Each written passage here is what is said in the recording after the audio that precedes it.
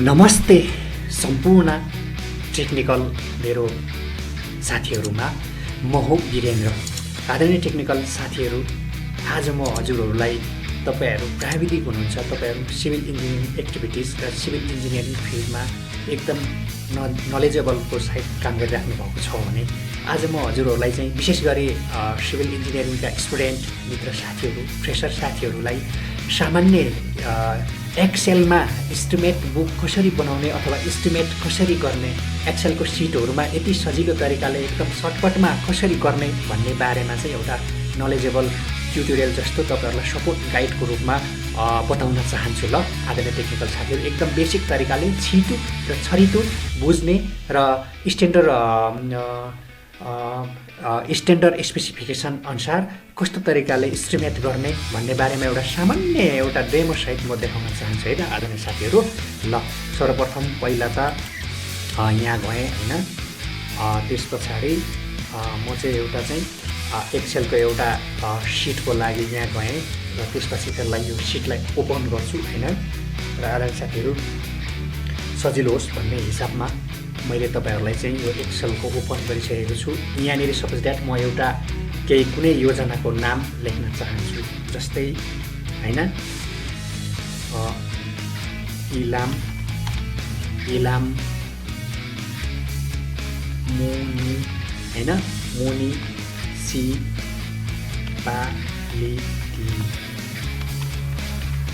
इलाम हैन। र यसलाई अलिकति ठुलो पारौँ सक्यो, र यसलाई अलिकति अझै ठुलो पारौँ किनकि हजुरले देख्न सजिलो हुन्छ हैन। र यसलाई बोल्ड गरिदिन्छु र यसलाई विशेष गरी कलर पनि हालिदिन्छु हैन हजुरहरूलाई हाइलाइटको लागि। अब म यहाँ लेख्छु डी हैन डिटेलेट एस्टिमेट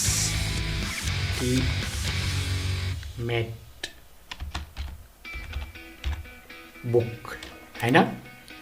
यसलाई पनि अलिकति ठुलै पारौँ हैन बुझ्नको लागि, र यसलाई म रातो लाग्छु। ल यहाँसम्म त भयो है आदरणीय साथीहरु। यसरी एक्सेलमा तपाईले चाहिँ यसरी वर्क अथवा कामहरु गर्नुपर्ने हुन्छ। तपाईहरु जुनसुकै डिजाइन गर्नुहोस्, जुनसुकै एस्टिमेट गर्नुहोस्, बनाउने तरिका चाहिँ नै यही नै हो। अब यहाँनिर तपाईले जस्तै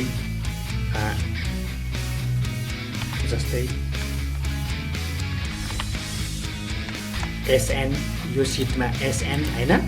अब यो सिटमा चाहिँ तपाईले डेस्क्रिप्सन हैन,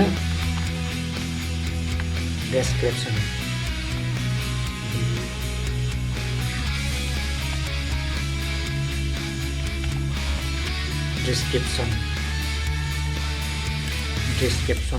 हैन। यसलाई यस्तो गर्दैम हैन, यसलाई अलिकति ठुलो बनाऊ किनभने यहाँ निकै विवरण, डिस्क्रिप्सन भनेको जानकारी अथवा विवरण। अब यसमा नम्बर हैन। अब यसमा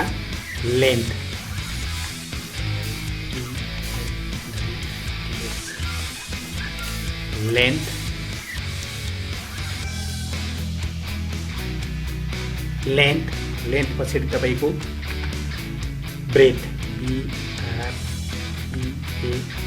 ब्रेथ हैन, चौडाइ। र अब यसको चाहिँ हाइट तपाई सबैलाई थाहा छ आदरणीय साथीहरु, हाइट हैन। यहाँसम्म भयो हैन हाइट। अब हामीलाई के चाहियो त, यति चीज भइसकेपछि एउटा क्वान्टिटी आउने भयो। क्वान्टिटीको लागि हामीले यहाँ के लेख्नु पर्ने भयो, क्वान्टिटी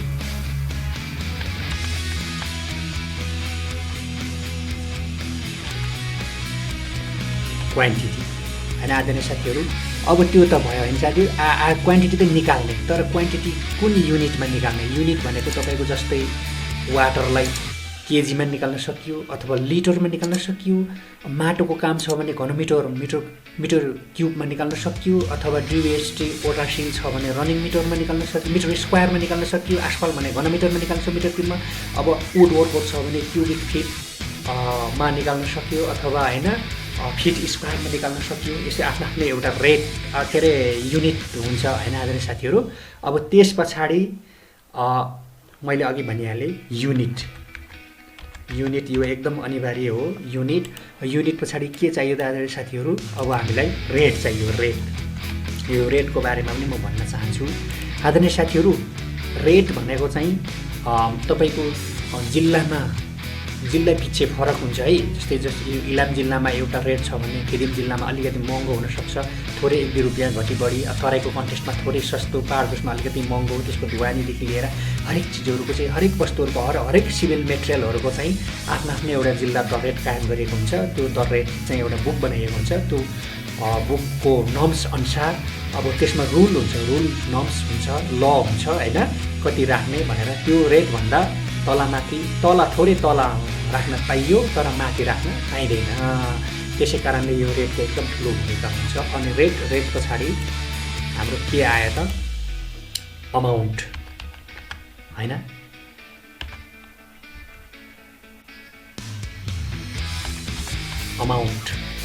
अब अमाउन्ट आएपछि के आयो भन्दा रेमार्क्स होइन। रेमार्क्स जसलाई नेपालीमा कैफियत भनिन्छ के अरे होइन आदरणीय साथीहरू। र तपाईँ हामी सबैले म यसलाई एकदम ठुलो पारिदिन्छु होइन, के अरे सानो ठुलो पारिदिन्छु तपाईँहरूलाई देख्न गरी सजिलो। र यसलाई पनि यस्तै गरी होइन म कलर फिल गरिदिन्छु तपाईँहरूलाई सजिलो होस् भनेर होइन आदरणीय साथीहरू होइन। यसलाई अलिकति नराम्रो देखिएको हुनाले यसलाई सिधैमा ठिक छ नो फिल नै गर्ने होइन। अब यहाँ किनभने अहिले टेबल बनाउनु पर्ने हुन्छ। जस्तै अब सिरियलमा तपाईँको चाहिँ होइन होइन। अब यहाँ अलिकति के हुन्छ भने इस्टिमेट गर्दाखेरि तपाईँले त्यसको विवरण दिनुपर्ने हुन्छ। जस्तै माटो खन्ने काम हो कि माटो काट्ने काम हो कि structure, masonry structure, breast wall, MM5 अथवा विभिन्न किसिमको रुटेनिङ वालहरू, ग्याबिन स्ट्रक्चरहरू होइन। अब जस्तै पेभमेन्ट, रिजिड पेभमेन्ट अथवा फ्लेक्जिबल पेभमेन्टहरू जस्तै आस्फल्ट कन्क्रिटहरू के हुन्छ त्यसको बारेमा हामीले चाहिँ नि यस स्ट्रक्चरको डिस्क्रिप्सन अथवा जानकारी लेख्नुपर्छ। जस्तै म हजुरलाई एउटा सपोज उदाहरणको लागि एउटा माटो काटेर जग बनाउने कामको स्ट्रक्चरको बारेमा चाहिँ विवरण दिन्छु है त आदरणीय साथीहरू। जस्तै अर्थ होइन, अर्थ वर्क इन एक्सकाभेसन अफ होइन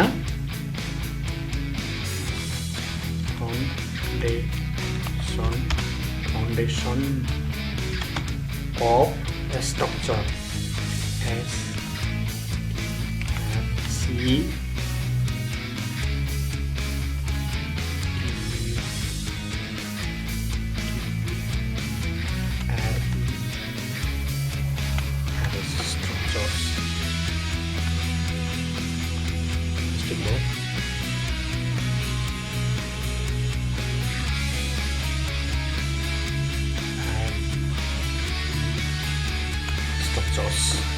होइन साथीहरू।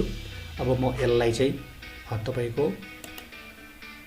होइन अब यसलाई चाहिँ यसको चाहिँ अलिकति जानकारीको लागि यो ठ्याक्कै डकुमेन्ट मिलाउनको लागि म यसलाई यस्तो गर्छु होइन ल होइन। अब यसलाई पनि ठ्याक्कै यस्तो तरिकाले यो डकुमेन्ट राम्रो देखियोस् भन्नको लागि मिलाउनको लागि है आदरणीय साथीहरू।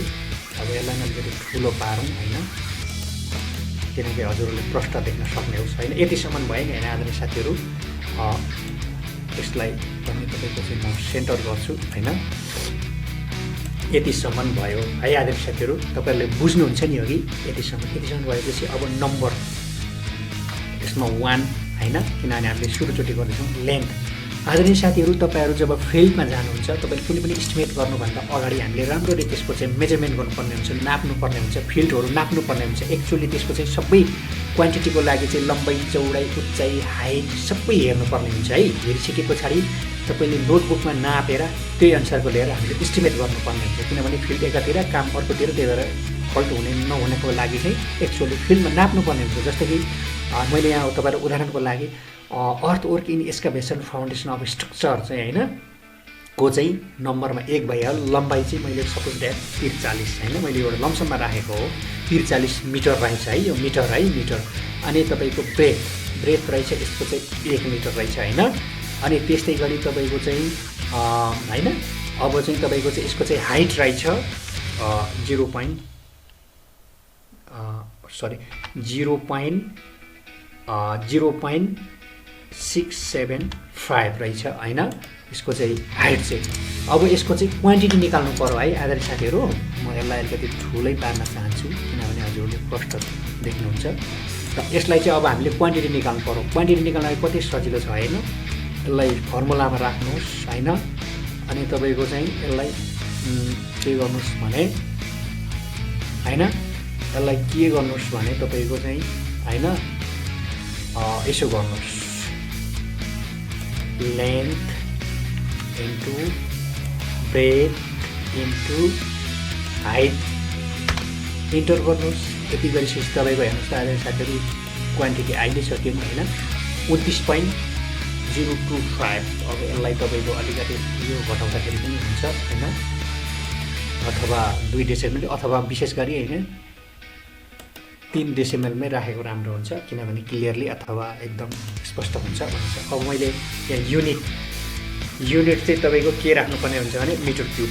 माटो कटिङको काम अथवा अर्थवर्कको काम भएको हुनाले यो घनमिटरमा जान्छ है आदरणीय साथीहरू। यसको चाहिँ घनमिटरमा हुन्छ हैन। ल यतिसम्म भयो हैन आदरणीय साथीहरू।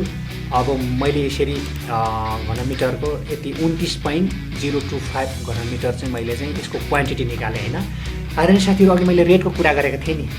अब 29 घनमिटर 29.05 को कति पैसा, 1 घनमिटर यति घनमिटरको चाहिँ कति पैसा पर्छ भन्ने कुरो चाहिँ तपाईँको चाहिँ त्यो दर रेटमा हुन्छ है। जस्तै दर रेटमा मैले इनामको कन्टेस्टमा एउटा सपोज उदाहरण लो 1 घनमिटरको चाहिँ 455 रुपियाँ हैन, एनआरएस है, एनआरएस भनेको नेपाली पैसो हैन।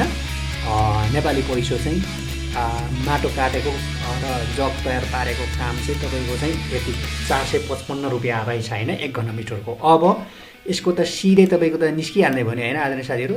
जस्तै सिधै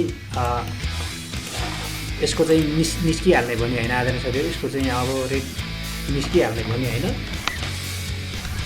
जस्तै तपाईँको यहाँ अलिकति अब जस्तै हेर्नुहोस् क्वान्टिटी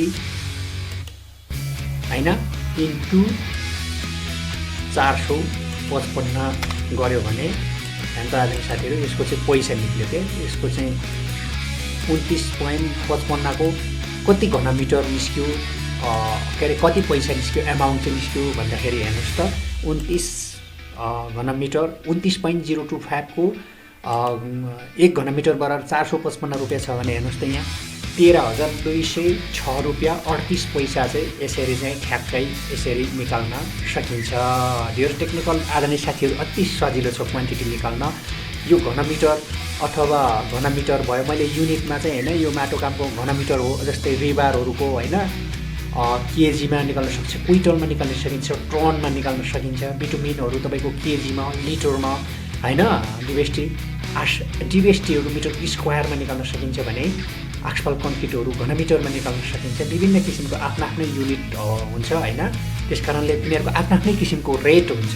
गरेपछि यसरी तपाईँको क्वान्टिटी, रेट र अमाउन्टहरू निकाल्न सकिन्छ आदरणीय साथीहरू। यस्तै तरिकाले चाहिँ एकदम राम्रो तरिकाले हामीले चाहिँ एस्टिमेट गर्न सकिन्छ। अब यसलाई हैन आफ्नो इच्छा अनुसार जसरी पनि तपाईँको चाहिँ हैन यसरी चाहिँ एस्टिमेट गर्न सकिन्छ आदरणीय साथीहरू हैन।